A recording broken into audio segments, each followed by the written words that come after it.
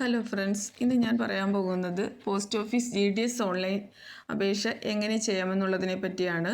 ഇതിന് തൊട്ട് മുമ്പത്തെ വീഡിയോയിൽ അതിനെപ്പറ്റിയുള്ള ബാക്കി കാര്യങ്ങളൊക്കെ ഞാൻ പറഞ്ഞിരുന്നു. അതായത് പ്രായപരിധി, ക്വാളിഫിക്കേഷൻ എന്താണെന്നുള്ളത്, പിന്നെ ഡേറ്റുകളെ പറ്റിയുള്ള എല്ലാം പറഞ്ഞിരുന്നു. അതുകൊണ്ടാണ് ഇപ്പോൾ അതിനെപ്പറ്റിയൊന്നും പറയുന്നില്ല. ഇപ്പോൾ ഡയറക്റ്റ് ഓൺലൈനിലേക്ക് തന്നെ പോവുകയാണ്. അതിനായി നമ്മൾ എന്താ ചെയ്യേണ്ടതെന്ന് വെച്ചാൽ ഗൂഗിളിൽ ഇന്ത്യ പോസ്റ്റ് GDS online.gov.in എന്ന് ടൈപ്പ് ചെയ്ത് നൽകുക. അതിനുശേഷം വരുന്ന വിൻഡോയിൽ, അതായത് നമ്മൾ GDS ഓൺലൈൻ എൻഗേജ്മെൻറ്റ് എന്ന് പറഞ്ഞൊരു ഈ വിൻഡോയിലാണ് പ്രവേശിക്കുന്നത്. അതിന് തൊട്ട് താഴെയായി ക്ലിക്ക് ഹിയർ എന്ന് എഴുതിയിരിക്കുന്ന ക്ലിക്ക് ചെയ്യുക. പിന്നീട് വരുന്ന വിൻഡോയിൽ ക്ലിക്ക് ഹിയർ ടു രജിസ്റ്റർ അല്ലെങ്കിൽ അപ്ലൈ എന്നുള്ളിടത്ത് ക്ലിക്ക് ചെയ്യുക. അതിനുശേഷം പിന്നീട് നമ്മൾ GDS ഓൺലൈൻ എൻഗേജ്മെൻറ്റ് എന്ന് പറഞ്ഞൊരു ബോക്സോട് കൂടിയ വിൻഡോയിലാണ് പ്രവേശിക്കുന്നത്. അവിടെ ന്യൂ കാൻഡിഡേറ്റ് രജിസ്ട്രേഷൻ വഴിയാണ് നമ്മൾ ആദ്യമായി ചെയ്യുന്നവർ കയറിപ്പോകുന്നത്. അതല്ല, ഫസ്റ്റ് പാർട്ട് രജിസ്റ്റർ ചെയ്തിട്ട് പിന്നീട് കയറുന്നവരാണെങ്കിൽ കാൻഡിഡേറ്റ് ലോഗിൻ വഴി കയറുക. അതായത് അവർക്ക് രജിസ്ട്രേഷൻ നമ്പറും പാസ്വേഡും ലഭിച്ചവരാണെങ്കിൽ മാത്രം. അല്ലാതുള്ള ഫ്രഷേഴ്സ് ആണെങ്കിൽ ന്യൂ കാൻഡിഡേറ്റ് രജിസ്ട്രേഷൻ വഴിയാണ് കയറിപ്പോകുന്നത്. അപ്പോൾ ന്യൂ കാൻഡിഡേറ്റ് രജിസ്ട്രേഷനിൽ ക്ലിക്ക് ചെയ്യുക. പിന്നീട് വരുന്ന വിൻഡോയിൽ നമ്മുടെ ഫോൺ നമ്പർ ടൈപ്പ് ചെയ്ത് നൽകുക. അതിനുശേഷം നമ്മുടെ ഫോണിലേക്ക് സെൻഡ് OTP നൽകുക.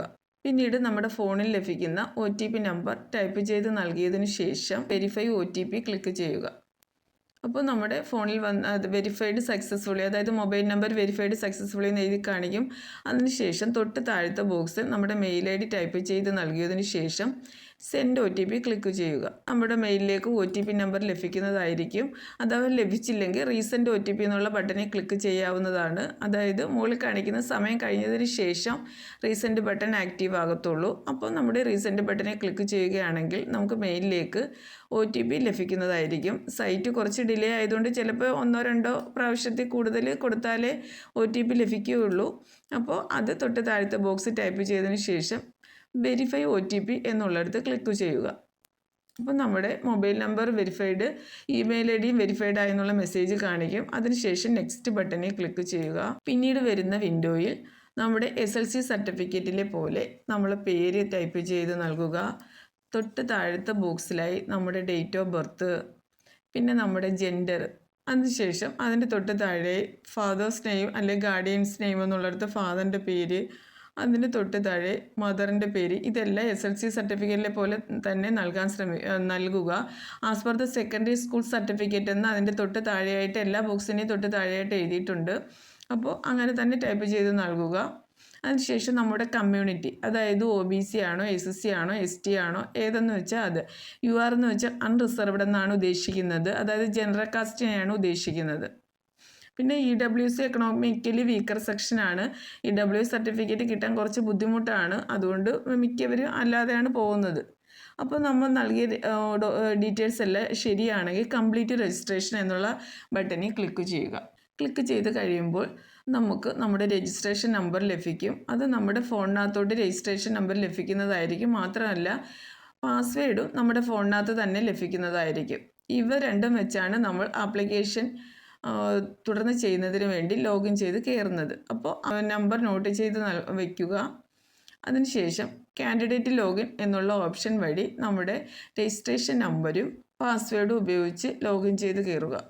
എന്നിട്ട് തൊട്ട് താഴെ ലോഗിൻ, വീണ്ടും നമ്മുടെ മൊബൈലിനകത്തോട്ട് OTP വരുന്നതായിരിക്കും. OTP നമ്പർ നൽകിയതിന് ശേഷം വെരിഫൈ ആൻഡ് ലോഗിൻ എന്നുള്ള ബട്ടൺ ക്ലിക്ക് ചെയ്യുക. അപ്പോൾ നമ്മൾ ആപ്ലിക്കേഷൻ്റെ വിൻഡോയിലേക്ക് പ്രവേശിച്ചു കഴിഞ്ഞു. അവിടെ അപ്ലൈ ഓൺലൈൻ മൈ ആപ്ലിക്കേഷൻ അങ്ങനെ കാണിക്കുന്ന കുറേ ബോക്സുകളുണ്ട്. അതിൽ മുകളിലായി കാണുന്ന അപ്ലൈ എന്നുള്ള ബട്ടൺ ക്ലിക്ക് ചെയ്താണ് നമ്മൾ ആപ്ലിക്കേഷനകത്ത് മുന്നോട്ട് പോകുന്നത്. അപ്ലൈ ക്ലിക്ക് ചെയ്ത് കഴിയുമ്പോൾ പിന്നീട് വരുന്ന വിൻഡോയിൽ നമ്മുടെ പിന്നെ സെലക്ട് നോട്ടിഫിക്കേഷൻ എന്നുള്ളിടത്ത് നമ്മൾ GDS എന്നുള്ളത് സെലക്ട് ചെയ്ത് കൊടുക്കുക. തൊട്ട് താഴേക്ക് കാണുന്ന അത് മാത്രമേ ഉള്ളൂ. അപ്പോൾ അത് തന്നെ ക്ലിക്ക് ചെയ്ത് കൊടുക്കുക. അപ്പോൾ മുമ്പേ നമ്മൾ ഫില്ല് ചെയ്ത കാര്യങ്ങളെല്ലാം അവിടെ കാണിക്കും. അതിന് ശേഷമുള്ള കാര്യങ്ങൾ ഫില്ല് ചെയ്താൽ മതി. അതായത് ആദ്യം രജിസ്ട്രേഷൻ സമയത്ത് നമ്മൾ ചെയ്തത്. അപ്പോൾ അതിന് തൊട്ട് താഴെയായിട്ട് മാരിറ്റൽ സ്റ്റാറ്റസ് തൊട്ടാണ് ഫില്ല് ചെയ്ത് പോകേണ്ടത്. അവിടെ മാരിറ്റൽ സ്റ്റാറ്റസ്, തൊട്ടടുത്തായിട്ട് ഡിസബിലിറ്റി എന്തെങ്കിലും ഉണ്ടോ എന്നാണ് ചോദിക്കുന്നത്. അതിനുശേഷം നമ്മൾ നിലവിൽ ജോലിയുള്ള ആളാണോ, അതായത് ഏതെങ്കിലും ഗവൺമെൻറ് ജോലി ഉണ്ടോ എന്നാണ് ഉദ്ദേശിക്കുന്നത്. അവയൊക്കെ എന്താണെന്ന് വെച്ചാൽ നോ ആണെങ്കിൽ നോ ഫില്ല് ചെയ്യാം. പിന്നെ തൊട്ട് താഴെ പ്രസൻറ്റ് അഡ്രസ്സ് എന്നുള്ളിടത്ത് നമ്മുടെ അഡ്രസ്സ് ടൈപ്പ് ചെയ്ത് നൽകുക. അതിന് തൊട്ട് താഴെയായി പിൻകോഡ് ടൈപ്പ് ചെയ്ത് നൽകുക.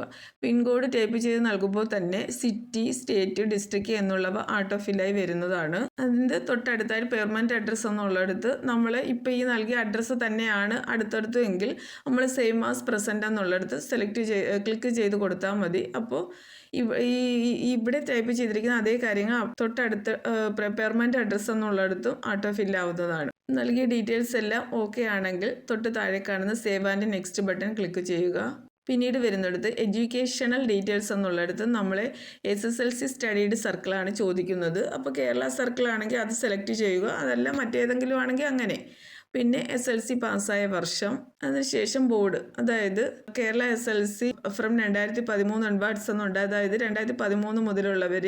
പിന്നെ CBSE, അങ്ങനെ കുറേ കാര്യങ്ങളുണ്ട്. നമ്മുടെ SLC സ്റ്റേറ്റ് സിലബസ് ആണെങ്കിൽ അതിലേതാണെന്ന് വെച്ചാൽ ആ ഓപ്ഷൻ സെലക്ട് ചെയ്യുക.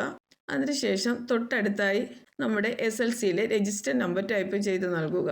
അപ്പോൾ നമ്മൾ ഇവിടെ ആ സെലക്ട് ബോർഡ് എന്നുള്ളിടത്ത് സെലക്ട് ചെയ്തതനുസരിച്ചായിരിക്കും തൊട്ട് താഴെ റിസൾട്ട് ടൈപ്പ് വരുന്നത്. അപ്പോൾ ഈ 2013 മുതലുള്ള എന്നുള്ളത് സെലക്ട് ചെയ്തുകൊണ്ട് അവിടെ ഗ്രേഡ് ബേസ്ഡ് എന്നുള്ളത് മാത്രമേ ഉള്ളൂ. അതിനുശേഷം നമ്മുടെ ഗ്രേഡ് ഏതാണെന്ന് വെച്ചാൽ സെലക്ട് ചെയ്ത് നൽകുക. അതല്ല അതിന് മുമ്പിട്ടുള്ള വർഷം പാസ്സായ ആൾക്കാരാണെങ്കിൽ അതിനനുസരിച്ചായിരിക്കും അവിടെ മുകളിൽ ഇതാവുന്നത്. അതായത് മാർക്ക് നൽകേണ്ടവർക്കാണെങ്കിൽ ആ മാർക്ക് എന്നുള്ള രീതിയിലായിരിക്കും അവിടെ വരുന്നത്. അപ്പോൾ നിങ്ങളുടെ SLC സർട്ടിഫിക്കറ്റിലെ മാർക്ക് അനുസരിച്ച് ടൈപ്പ് ചെയ്ത് നൽകുകയാണ് വേണ്ടത്. ഇവിടെ ഇപ്പോൾ 2013 മുതലുള്ളതെന്ന് സെലക്ട് ചെയ്തുകൊണ്ട് ഗ്രേഡാണ്. അപ്പോൾ നിങ്ങളുടെ ഗ്രേഡ് ഏതാണോ അത് സെലക്ട് ചെയ്ത് മുന്നോട്ട് പോകുക. അതിനുശേഷം തൊട്ട് താഴെയായി have you studied any additional language എന്ന് ചോദിക്കുന്നുണ്ട്. അതായത് ഈ THSLC ഒക്കെ പാസ്സായവരെ ഉദ്ദേശിച്ചാണ് ആ ചോദിക്കുന്നത്. അപ്പോൾ ഈ പറഞ്ഞിരിക്കുന്ന അല്ലാതെ നിങ്ങൾ അഡീഷണൽ ആയിട്ട് ഏതെങ്കിലും സബ്ജക്റ്റ് പഠിച്ചിട്ടുണ്ടോ എന്നുള്ളതാണ് ചോദ്യം. ഉണ്ടെങ്കിൽ എസ് കൊടുത്ത് അത് ഏതെന്ന് കാണിക്കുക, ഇല്ലെങ്കിൽ നോ കൊടുത്ത് പോവുക. അതിനുശേഷം തൊട്ട് താഴെയായി കാണുന്ന സേവ് ആൻഡ് നെക്സ്റ്റ് ബട്ടണിൽ ക്ലിക്ക് ചെയ്യുക. പിന്നീട് വരുന്ന വിൻഡോയിൽ പോസ്റ്റ് പ്രിഫറൻസ്, അതായത് നമ്മൾ ഏതൊക്കെ പോസ്റ്റ് ഓഫീസാണ് സെലക്ട് ചെയ്യുന്നതെന്നുള്ളതാണ്. അവിടെ നമ്മൾ സർക്കിൾ സെലക്ട് ചെയ്യുക. നമ്മൾ കേരള സർക്കിളാണ് സെലക്ട് ചെയ്യുന്നത്. അതിനുശേഷം സെലക്ട് ഡിവിഷൻ എന്നുള്ളിടത്ത് ഓരോ ജില്ലയുടെയും ഡിവിഷനുണ്ട്, അതിലേതാണെന്ന് വെച്ചാൽ സെലക്ട് ചെയ്യുക. അപ്പോൾ ആ ഡിവിഷന് കീഴിലുള്ള പോസ്റ്റ് ഓഫീസുകളുടെ എല്ലാം പേരും എണ്ണവും കാണിക്കുന്നതായിരിക്കും. അപ്പോൾ ഇതിൽ എത്ര എണ്ണം വരുന്നുണ്ടെന്ന് വെച്ചാൽ അതിൽ നമ്മുടെ കൊടുക്കുക. അതായത് നമുക്ക് ഓരോരുത്തരുടെ ജാതി അനുസരിച്ചാണ് അവിടെ ഒഴിവുകൾ പറഞ്ഞിരിക്കുന്നത്. UR എന്ന് വെച്ചാൽ അൺറിസർവ്ഡ്, അവർക്കാണ് അവിടെ ഒഴിവ്. പിന്നെ OBC, അങ്ങനെ അത് നോക്കി വേണം സെലക്ട് ചെയ്ത് കൊടുക്കാൻ. അങ്ങനെ കൊടുത്ത് നിങ്ങളുടെ പ്രിഫറൻസ് അനുസരിച്ച് നമ്പർ കൊടുക്കുക. അതായത് നിങ്ങൾക്ക് താല്പര്യം ഏതാണോ കൂടുതൽ അങ്ങനെ നോക്കി നിങ്ങളുടെ ജാതിയുടെ നോക്കിയാണ് ഇത് സെലക്ട് ചെയ്യുന്നത്. അല്ലാതെ അവിടെ പ്രത്യേകം ഉണ്ട്, ഓരോരുത്തർക്കും റിസർവ് ചെയ്തിരിക്കുക. അതായത് UR, OBC അങ്ങനെ പ്രത്യേകം ഉണ്ട്, അത് നോക്കി വേണം കൊടുക്കുക. അല്ലാതെ എല്ലാവർക്കും ഒരേപോലെ കൊടുത്താൽ നമുക്കിത് കിട്ടാനുള്ള സാധ്യത കുറവായിരിക്കും. അപ്പോൾ അതിൻ്റെ നോക്കി നമ്മുടെ ജാതിയുടെ ഇത് നോക്കി നമ്മുടെ ഒഴിവുകൾ വെച്ച് നമുക്ക് ഏറ്റവും അടുത്തായിട്ടുള്ളതോ അല്ലെങ്കിൽ സൗകര്യപ്രദമായിട്ടുള്ള ഏത് പോസ്റ്റ് ഓഫീസ് എന്ന് വെച്ചാൽ അത് സെലക്ട് ചെയ്ത് നൽകുക. അത് നിങ്ങൾക്ക് എല്ലാം കൊടുക്കണമെങ്കിൽ കൊടുക്കുക, അതായത് നമ്മുടെ ജാതിയുടെ വെച്ച് എല്ലാം കൊടുക്കണമെങ്കിൽ കൊടുക്കുക. അതല്ല നിങ്ങൾക്ക് 1-2 എണ്ണം മതിയെങ്കിൽ അങ്ങനെ കൊടുത്തതിന് ശേഷം കൊടുത്തു കഴിയുമ്പോൾ തൊട്ട് താഴെ നമ്മൾ കൊടുത്ത പോസ്റ്റ് ഓഫീസുകളുടെ പേരും എത്ര എണ്ണം കൊടുത്തെന്നെല്ലാം കാണിക്കും. അതൊക്കെ ഓക്കെ ആണെങ്കിൽ സേവ് ആൻഡ് നെക്സ്റ്റ് ബട്ടണിൽ ക്ലിക്ക് ചെയ്യുക.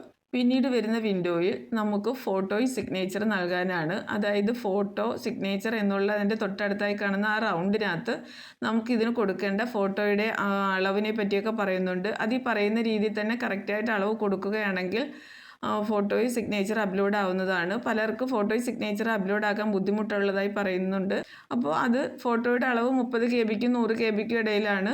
സിഗ്നേച്ചറിൻ്റെ 20 KB-ക്കും 100 KB-ക്കും ഇടയിലാണ്. അപ്പോൾ നിങ്ങൾ അതായത് ഫോട്ടോയ്ക്ക് സിഗ്നേച്ചറിനും കൊടുക്കേണ്ട വിഡ്ത്തും ലെങ്തും ഒക്കെ അതിൽ പറയുന്നുണ്ട്. അതേപോലെ തന്നെ കൊടുക്കുകയാണെങ്കിൽ നമുക്ക് ഫോട്ടോ സിഗ്നേച്ചർ അപ്ലോഡ് ചെയ്യുന്നതിന് ബുദ്ധിമുട്ടൊന്നുമില്ല.